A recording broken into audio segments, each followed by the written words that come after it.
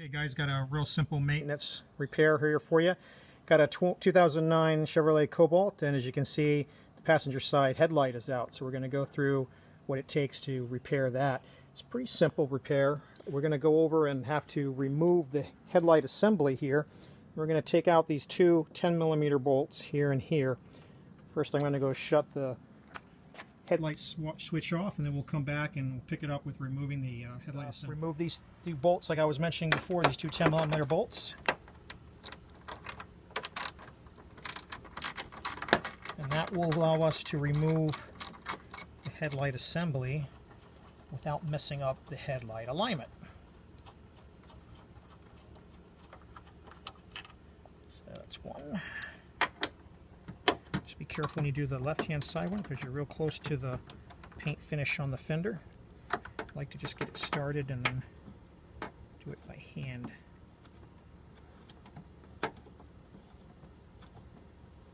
Because it has a tendency to want to bounce and bang into the fender.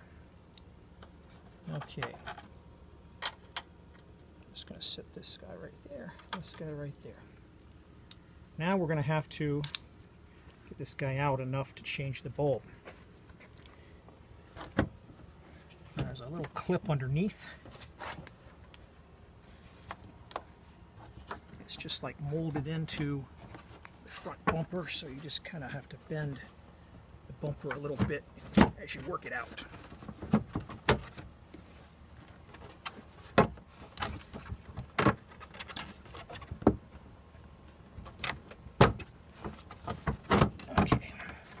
While you're back here, it's a good time to get rid of any crud that might be back here, leaves, bugs, whatever you happen to see.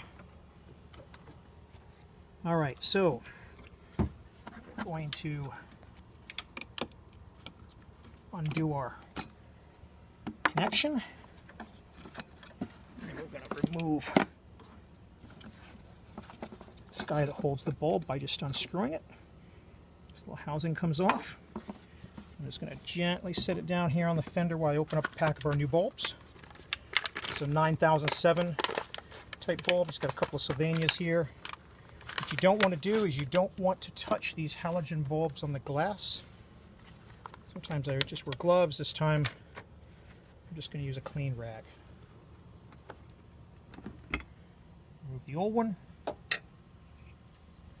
And they're keyed, right? There's three tabs that form the key. Just going to start it back in to those keys.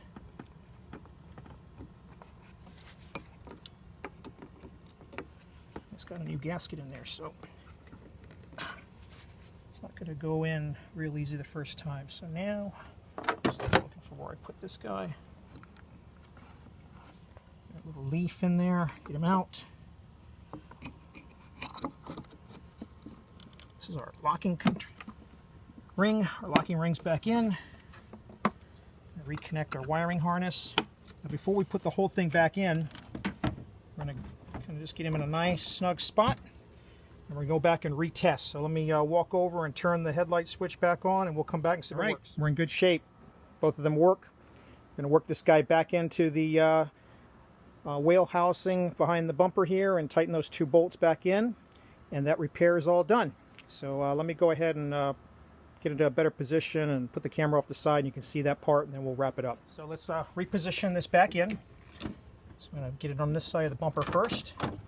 Again, I want to be real careful with the fender as I get it in here. Get it back where we need it. This bolt started by hand, this bolt started by hand. And for the most part, you don't have to worry about this messing up the alignment. What you do, just kind of watch that the washer that's built into the bolt covers up the imprint where it was before. Check your fit along the side. There's a couple of tabs, as we pushed it in. Make sure that the front bumper fascia is over the front of the housing here, and that we got a good line up, and we can tighten it up.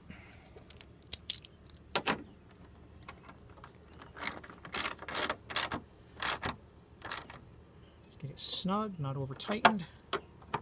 Again, on this one, since we're so close to the paint on the fender, we go slow. Use a couple of fingers just to make sure nothing slips and comes loose, and don't want to scratch the paint. Nice and snug. And we are done. Hope this video helps you out. Thanks for watching.